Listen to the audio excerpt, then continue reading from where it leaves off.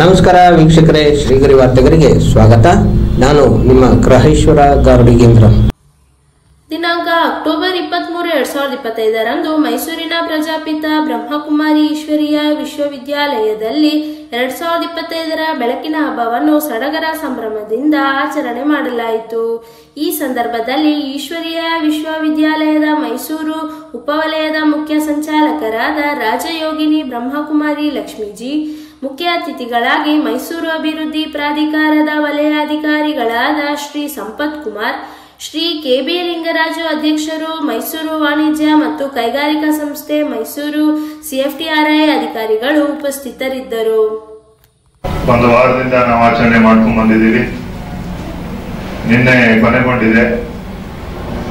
ಆದರೆ ಈಶ್ವರಿ ವಿಶ್ವವಿದ್ಯಾಲಯದಲ್ಲಿ ನಾವು ಪ್ರತಿ ಹಬ್ಬವನ್ನ ಅನೇಕ ದಿನಗಳವರೆಗೆ ಆಚರಣೆ ಮಾಡ್ತಾ ಇರ್ತೀವಿ. ಯಾಕೆಂದ್ರೆ ಪ್ರತಿದಿನ ನಮ್ಮ ಜೀವನದಲ್ಲಿ ಉತ್ಸವ, ಅದನ್ನ ನೆನಪು ಮಾಡ್ಲಿಕ್ಕೋಸ್ಕರ ದೀಪಾವಳಿ ಕಾರ್ಯಕ್ರಮವನ್ನ ಈಶ್ವರಿ ವಿಶ್ವವಿದ್ಯಾಲಯದಲ್ಲಿ ಇವತ್ತು ಸಾರ್ವಜನಿಕ ಕಾರ್ಯಕ್ರಮವನ್ನ ಇಟ್ಕೊಂಡಿದ್ದೀವಿ.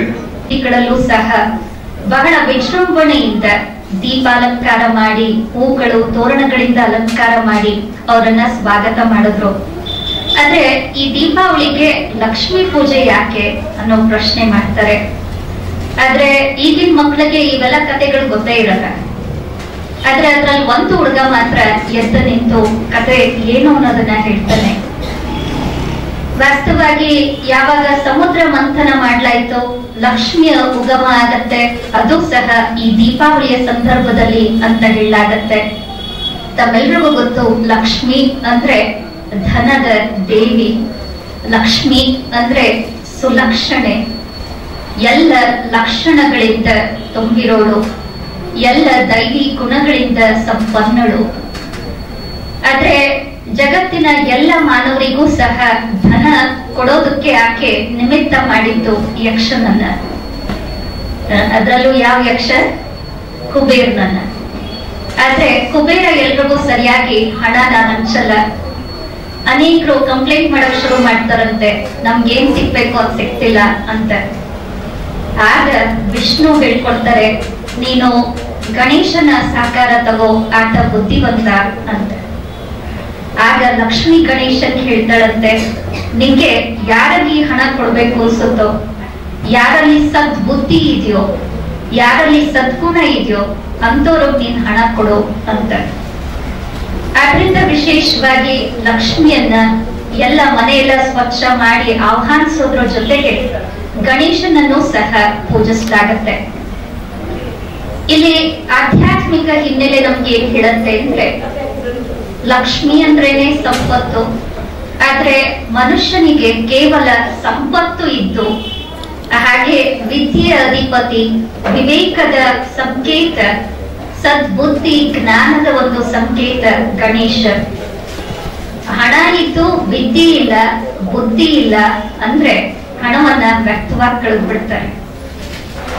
ಆದ್ರಿಂದ ವಿವೇಕದ ಜೊತೆಗೆ ಯಾವಾಗ ಹಣ ನಮ್ಮ ಬಳಿ ಸೇರುತ್ತೋ ಆಗ ಅದರ ಸದ್ಬಳಕೆ ಆಗತ್ತೆ. 37ರಲ್ಲಿ ಅಫಿಷಿಯಲ್ ಆಗಿ ಇದಕ್ಕೆ ಪ್ರಜಾಪಿತ ಬ್ರಹ್ಮಕುಮಾರಿ ಈಶ್ವರಿ ವಿಶ್ವವಿದ್ಯಾಲಯ ಅಂತ ನಾಮಕರಣವಾಯಿತು. ಅದು ಕೂಡ ದೀಪಾವಳಿಯಲ್ಲಿ ಆಯಿತು. ಅದಾದ್ಮೇಲೆ ಸಿಂಧ್ ಹೈದರಾಬಾದ್ ಅಲ್ಲಿ ಜಾಗ ಕಡಿಮೆ ಆಯ್ತು ಅಂತ ಕರಾಚಿಯಲ್ಲಿ ಬ್ರಹ್ಮಬಾಬರವರು ಅನೇಕ ವಿಸ್ತಾರವಾದ ಮನೆಗಳನ್ನ ತಗೊಂಡು 400-500 ಜನ ಒಟ್ಟಿಗೆ ಅಲ್ಲಿ ಸಾಧನೆ ಮಾಡಕ್ಕೆ ಶುರು ಮಾಡಿದ್ರು.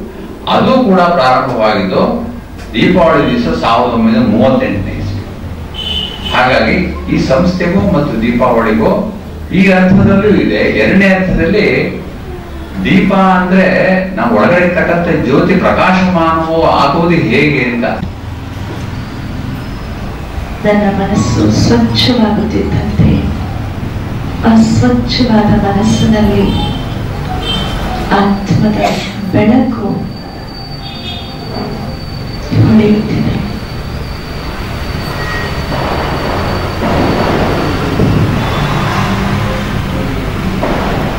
ಈ ಶರೀರವೆಂಬ ಹಣತೆಯಲ್ಲಿ ಜ್ಞಾನದ ಎಣ್ಣೆಯನ್ನ ಹಾಕಿ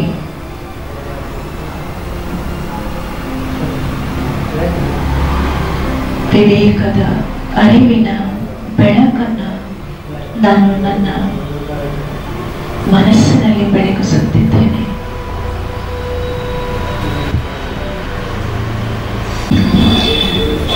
ಎಲ್ಲರೂ ಹೇಳಿದ್ದಾರೆ, ನಮ್ಮ ಸ್ನೇಹಿತರು ಎಲ್ಲರೂ ಹೇಳ್ತಾ ಇದ್ರು ಏನಂದ್ರೆ ಜೀವನದಲ್ಲಿ ಒಂದ್ಸರಿ ಅದು ನೋಡ್ಬೇಕು, ಪ್ಯಾರಿಸ್ ನೋಡ್ಬೇಕು, ದುಬೈ ನೋಡ್ಬೇಕು, ಅದು ನೋಡ್ಬೇಕು ಒಂದ್ಸರಿ ಜೀವನದಲ್ಲಿ ಅಂತಿದ್ರು. ಬಟ್ ನಾನು ಹೇಳ್ತೀನಿ, ಜೀವನದಲ್ಲಿ ಒಂದ್ಸರಿ ಮೌಂಟ್ ಅಬು ಹೋಗ್ಬೇಕಲ್ಲ. ನಾನು ಈಗ ರಶ್ಮಿ ಅಕ್ಕರೇನು ಹೇಳ್ತಾ ಇದ್ದಾಗ, ಪ್ರವಚನೆ ಹೇಳ್ತಾ ಇದ್ದಾಗ ಅಥವಾ ಜ್ಞಾನ ಮಾಡಿ ಅಂತ ಹೇಳಿದಾಗ ಇಲ್ಲಿ ಯಾರೋ ಮಾತಾಡ್ತಾ ಇದ್ರು ಫೋನ್ನಲ್ಲಿ ಇದ್ರು.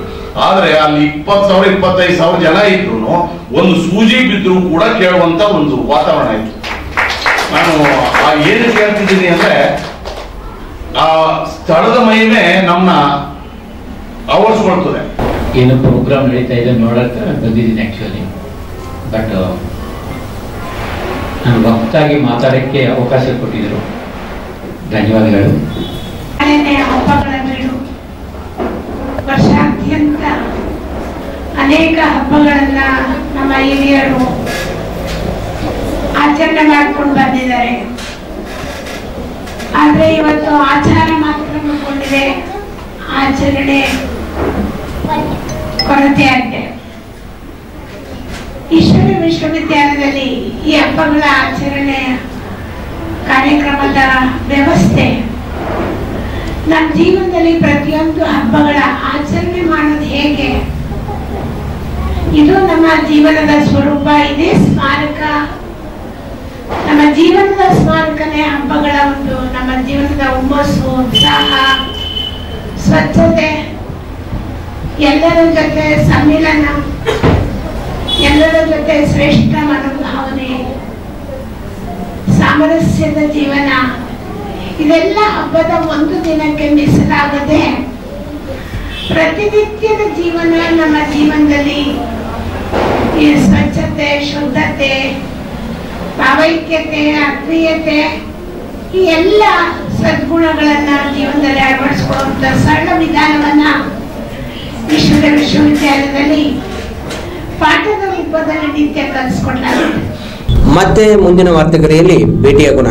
ಶ್ರೀಗರಿ, ನಿಮ್ಮ ಮನದಾಳದ ಗರಿ. ನಮಸ್ಕಾರ. ಶ್ರೀಗರಿ, ನಿಮ್ಮ ಮನದಾಳದ ಗರಿ. ಶ್ರೀಗರಿ, ನಿಮ್ಮ ಭಾವನೆಗಳ ಗರಿ. ಶ್ರೀಗರಿ, ನಾಡಿನ ಹೆಮ್ಮೆಯ ಗರಿ. ಮನೆ ಮನಗಳ ಗರಿದು ಶ್ರೀಗರಿ, ತನುಮನ ಧನಗಳ ಗರಿದು ಶ್ರೀಗರಿ, ವಿಶ್ವದ ದೇಶದ ನಾಡಿನ ಗರಿದು ಶ್ರೀಗರಿ.